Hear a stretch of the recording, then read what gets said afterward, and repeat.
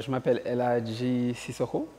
Je suis réalisateur, scénariste, showrunner et directeur artistique à Marodi TV. Bon, mon cursus académique, il n'est pas... il ne conduit pas forcément à la réalisation, hein. Moi, j'ai eu un bac T1, donc sciences des techniques de l'industrie, à Maurice Delafosse. Et après ça, j'ai passé un BTS au G15, CEDT G15, en mécanique industrielle.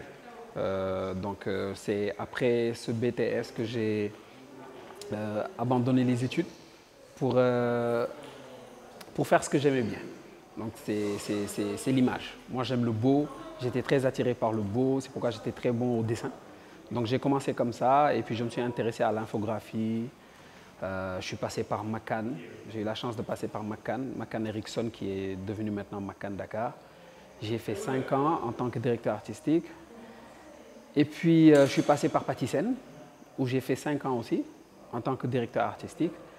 C'est lors de mon passage à Patisen que j'ai croisé la route de Marodi, hein, dont Serigne Massa Mondour. Et puis voilà, le feeling est venu comme ça, hein.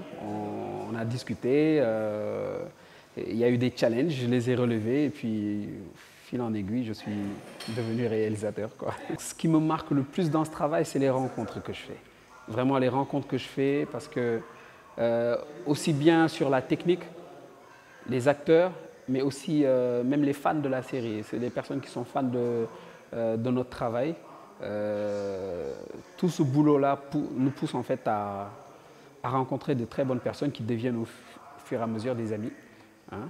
Et disons que c'est ce qui me marque le plus. Mais il y a énormément de difficultés, mais je pense que c'est la production de films, hein, en général qui peut être assez difficile. Ça dépend de la préparation que l'on a, ça dépend du budget, ça dépend des restrictions, du contexte dans lequel on tourne. La première saison de Karma avait été tournée dans un contexte de Covid. Donc ce n'était pas facile, ce n'était pas du tout facile. La deuxième saison était très difficile, la fin de la deuxième saison était super éprouvante. Disons que on a relevé un défi qui était très difficile à assumer.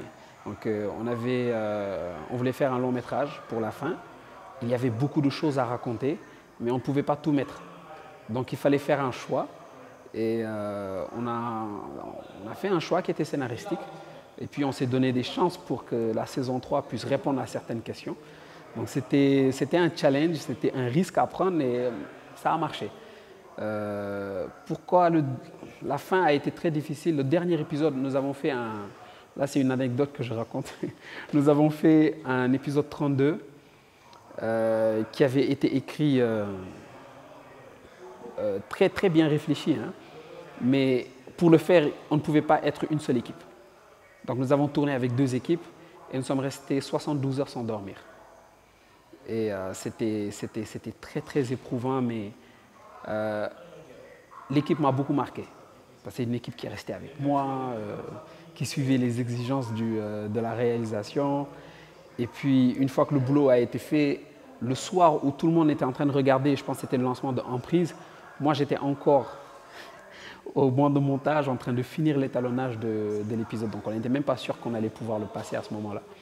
Donc après ça, nous sommes allés à l'Emotion Day, on a diffusé, les gens étaient là, les réactions étaient en live. C'était top. Karma est un projet particulier. Ce n'est jamais facile de venir d'un milieu qui n'est pas celui du cinéma et de s'attaquer à des séries. Voilà, ce n'est jamais facile. Bon, moi, je suis autodidacte. Je n'ai pas un cursus académique qui me conduit forcément à la réalisation. Donc quand vous venez et que vous voyez que voilà, il y en a qui sont quand même passés par des écoles, hein, et tout, ce n'est jamais facile. Ce n'est jamais facile. Mais bon, au final, le travail parle de lui-même, quoi. Bon, jusqu'ici, depuis que je suis à Marodi, je n'ai pas encore fait de série dont je suis l'auteur à 100% avec l'idée originale. Golden était un projet qui était déjà en préparation à Marodi quand je suis arrivé. Lignou Bolé, même chose. L'écriture, je pense, a été commencée par Kalistassi. Ensuite, il y a eu Karma, qui est une adaptation d'un roman, hein. Mais Inch'Allah, dans les prochains mois, on verra une série dont je suis l'auteur et j'ai l'idée originale. Il y a énormément d'acteurs au Sénégal qui répondent parfaitement en fait, aux exigences de réalisateurs. Moi, par exemple, honnêtement, j'ai eu la chance quand même sur les projets sur lesquels j'ai travaillé de tomber sur des personnes très talentueuses, même quand ce sont des personnes qui n'ont pas d'expérience.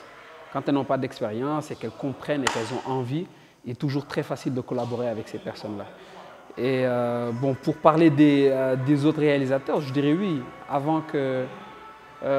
Aujourd'hui, il y a eu ascension, on va dire, de tout ce que l'on fait. Et c'est grâce à ce que Marodi fait. Et je ne suis pas le seul réalisateur là-bas. Nous sommes plusieurs réalisateurs.